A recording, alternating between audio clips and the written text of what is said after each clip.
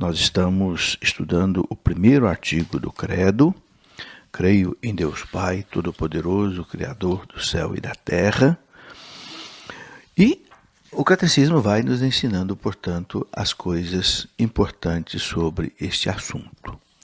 E nós vemos aqui que muitas vezes surgiram heresias com relação à figura do próprio Jesus. Porque no começo do cristianismo não se tinha ainda com clareza o mistério da Santíssima Trindade. Deus que é Pai, que é Filho, Deus que é Espírito Santo. Então, muitas vezes surgiam erros sobre esta questão. Eu gostaria aqui, neste programa de hoje, então, de falar um pouco desses erros que surgiram e que a Igreja precisou realizar vários concílios ecumênicos para poder debelar todos esses erros que atrapalhavam a vida da Igreja. Por exemplo, um religioso chamado Apolinário, da cidade de Laodiceia, ali naquela região da Turquia, onde ficavam aquelas 7 cidades do Apocalipse, Apolinário afirmava que em Cristo o Verbo havia substituído a alma ou o espírito. Mas contra este erro, a Igreja confessou que o Filho assumiu também uma alma racional humana. Porque se Jesus não tivesse uma alma racional humana, ele não poderia ser verdadeiro homem. E muitas vezes as heresias surgiam em torno disso. Ou se negava a divindade de Jesus, ou se negava a humanidade de Jesus. E foi nisso que a Igreja teve que combater esses erros. Lá por volta do ano 325 surgiu um herege chamado Ário, de Alexandria, que era um presbítero famoso, que começou a dizer que Jesus não era Deus, que Jesus era a mais bela criatura de Deus, através do qual Deus criou todas as coisas, mas não era Deus, era uma criatura de Deus. Então a Igreja realizou o primeiro concílio da história, que foi na cidade de Niceia, perto de Constantinopla, e convocado inclusive pelo próprio imperador Constantino, porque na época era o imperador que convocava os concílios, porque o imperador se julgava assim o responsável pela Igreja, e ele estava lá no Oriente, enquanto que o Papa estava aqui no Ocidente, em Roma. E o concílio de Niceia condenou o arianismo de Ário, que negava que Jesus fosse Deus. Por isso nós temos no credo, chamado Niceno-Constantinopolitano, Niceno de Niceia, Constantinopolitano de Constantinopla, aquele credo mais longo que de vez em quando a gente reza na missa de domingo. O credo diz que Jesus é Deus de Deus, luz da luz, Deus verdadeiro de Deus verdadeiro, gerado, não criado. Gerado desde sempre no seio do Pai, sempre existiu. Não criado, porque ele não é criatura. Quem é criatura é criado. Jesus não é criatura. Então Jesus não é criado. Jesus é gerado no seio do Pai. O medo que Ário tinha é que estivesse criando dois deuses. Jesus é Deus, o Filho é Deus, o Pai é Deus, o Espírito Santo é Deus. Então nós vamos voltar lá no paganismo, né? Onde nós tínhamos um politeísmo de vários deuses, mas não era isso. Os grandes santos, chamados doutores da Capadócia, São Basílio Magno, São Gregório de Nissa, São Gregório Nazianzeno, lá por volta do ano 300 e pouco, deixaram bem claro, não são 3 deuses, são 3 pessoas divinas. O Pai é Deus inteiro, o Filho é Deus inteiro, o Espírito Santo é Deus inteiro. Todos têm a mesma substância, a mesma essência, a mesma natureza, mas são 3 pessoas distintas. Então, não existe confusão sobre isso. E o concílio, então, condenou essa posição de Ário, no ano 325, o arianismo, que negava a divindade de Jesus. Depois nós tivemos uma outra heresia, por volta do ano 380, porque um outro patriarca de Constantinopla, bispo de Constantinopla, Macedônio, também saiu com outra heresia, dizendo que o Espírito Santo não era Deus. E foi preciso a igreja então realizar o segundo concílio, chamado Concílio de Constantinopla I, onde a igreja deixou bem claro que o Espírito Santo é Deus. Foi ele quem falou pelos profetas, com o Pai e o Filho é igualmente adorado, igualmente glorificado. Assim, a igreja condenou a heresia chamada macedonismo, que negava que o Espírito Santo fosse Deus. Bem, depois tivemos um outro concílio na cidade de Éfeso, no ano de 431, porque um outro herege chamado Nestório começou a negar que Nossa Senhora fosse mãe de Deus. Nestório era também patriarca de Constantinopla, bispo de Constantinopla. E aí você já vai percebendo que os hereges não são pessoas pouco importantes. Não, todo herege, todo aquele que consegue defender uma heresia, um erro, e consegue ser seguido por muita gente, é porque ele é uma pessoa de destaque, ele é uma pessoa importante. Então nós vimos que no Constantinopla I é exatamente um homem importante, né, que vai negar a divindade do Espírito Santo. Macedônio, patriarca, bispo de Constantinopla. Depois temos Nestório, no ano 431, também patriarca de Constantinopla, que vai negar que Nossa Senhora seja mãe de Deus. Nestório dizia que em Jesus há duas pessoas, uma pessoa humana e uma pessoa divina unidas, e que Maria era apenas mãe da pessoa humana de Jesus, mas não era mãe de Deus, como ainda hoje dizem os nossos irmãos separados protestantes. Para eles, Maria não é mãe de Deus, é apenas mãe de Jesus, homem. Ora, mas não tem cabimento. Não tem cabimento porque Jesus é um só. Jesus é uma pessoa divina que se encarnou como homem, nasceu como homem no seio da Virgem Maria. Então Maria se tornou mãe de Jesus, mãe de Deus. Não existe dois Jesus, um Jesus que é homem e um Jesus que é Deus. Por isso, então, no concílio de Éfeso, foi condenada, então, esta heresia de Nestório, bispo de Constantinopla, e o concílio chamou Nossa Senhora com aquela expressão muito bonita de Theotokos. Theotokos, que quer dizer mãe de Deus. Tokos, mãe, Theos, Deus. Então, a igreja, assim, deixou bem clareada esta questão. Jesus, ele é uma pessoa divina, mas que tem dentro dele duas naturezas, não duas pessoas. Jesus não pode ter dois egos, dois eus. Jesus tem um eu divino, que é o verbo, mas ele tem duas naturezas.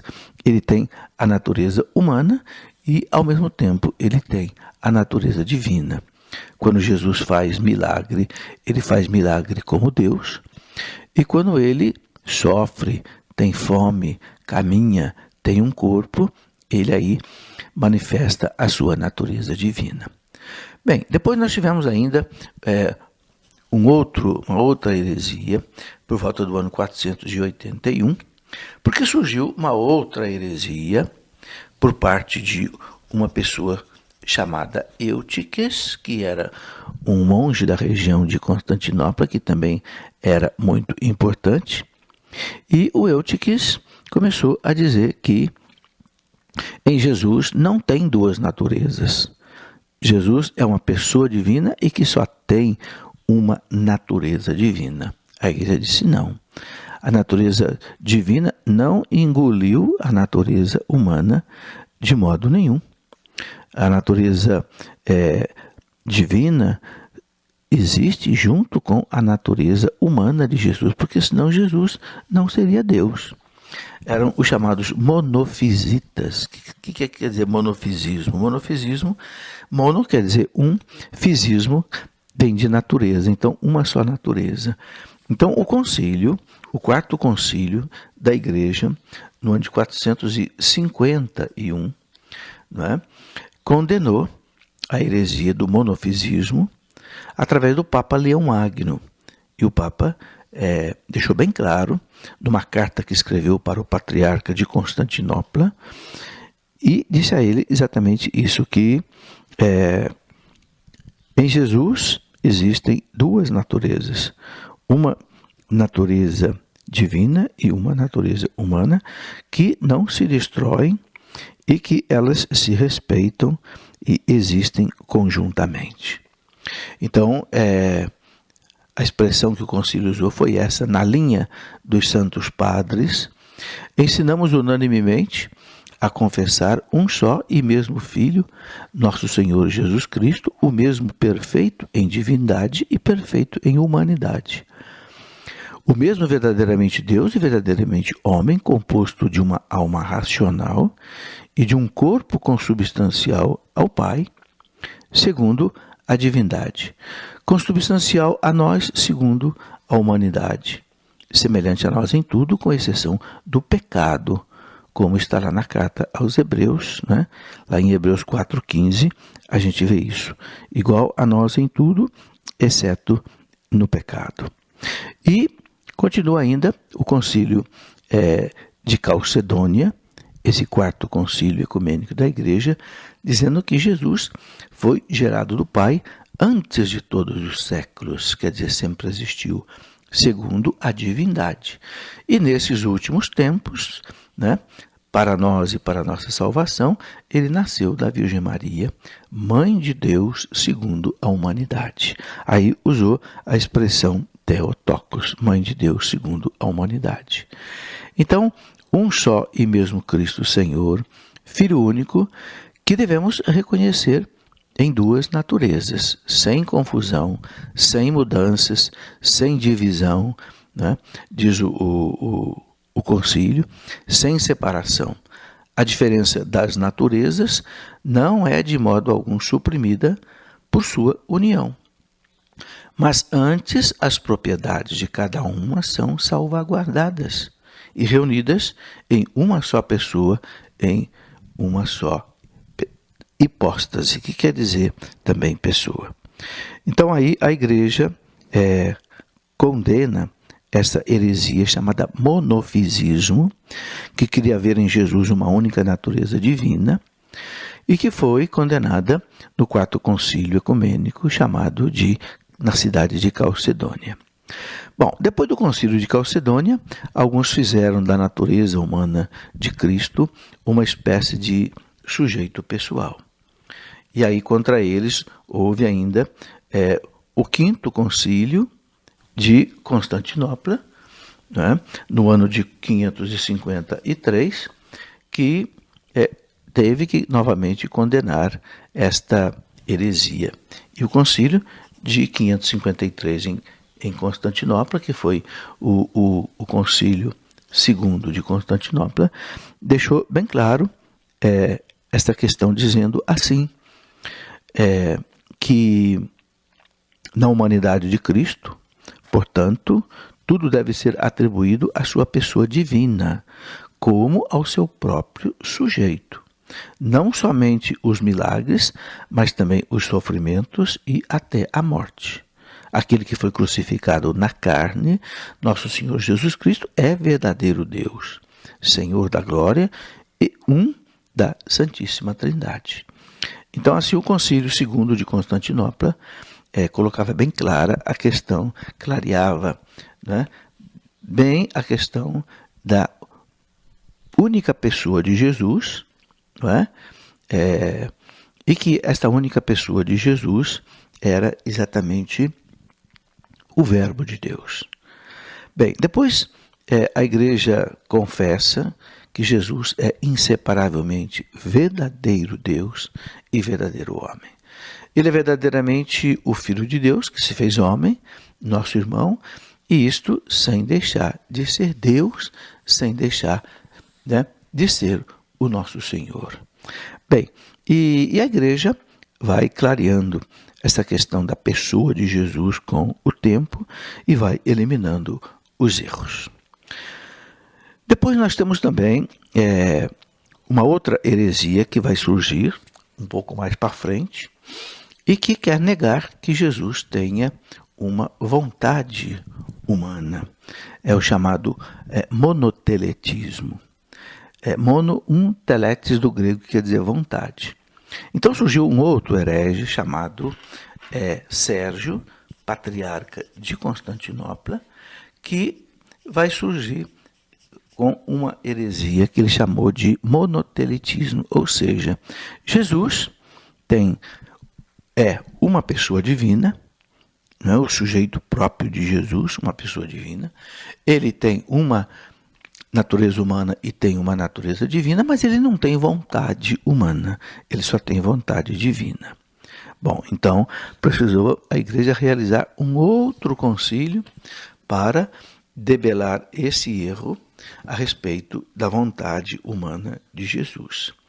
Por isso, no sexto concílio da igreja, que foi o terceiro de Constantinopla, né, esse concílio deixou claro que Jesus possui duas vontades, duas operações naturais, uma divina e outra humana, e que não são opostas, mas cooperantes, de sorte que o Verbo feito carne quis humanamente, na obediência a seu Pai, tudo o que decidiu, né, com o Pai, com o Filho e com o Espírito Santo para a nossa salvação. A vontade de Cristo segue, a vontade humana de Cristo segue a sua vontade divina, sem estar em resistência nem em oposição a ela, mas antes sendo subordinada a esta vontade todo-poderosa. É muito bonito isto.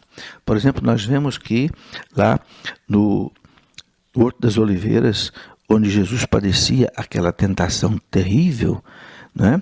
Ele percebendo que ele ia beber no dia seguinte o cálice da paixão. Então, a humanidade de Jesus estremeceu.